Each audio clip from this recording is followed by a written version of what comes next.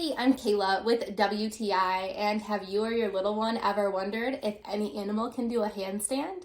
Or maybe you've wondered where ideas come from. This book, Everything Under the Sun, has been an awesome, fun daily activity for me and my son. Now, this book has so many crazy questions for every day of the year.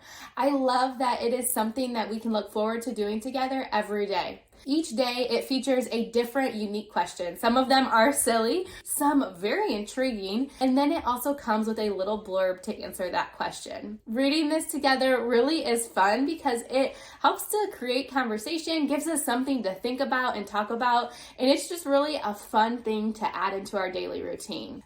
My son has a very curious mind, and I love to explore his thoughts and where it's going. So this book is perfect for him because all of those curious questions that he has, it helps us to find the answers to them. The answers presented to the questions in this book are sometimes factual, and they're sometimes opinions of other people. So this just gives us a way to have a discussion, talk about what we feel, what we think, and even sometimes lead us to further investigation too. So if you are dying to know the question on why it hurts when you hit your elbow, or maybe where whales sleep, then you want to check out this fun book, Everything Under the Sun. And that's just our point of view.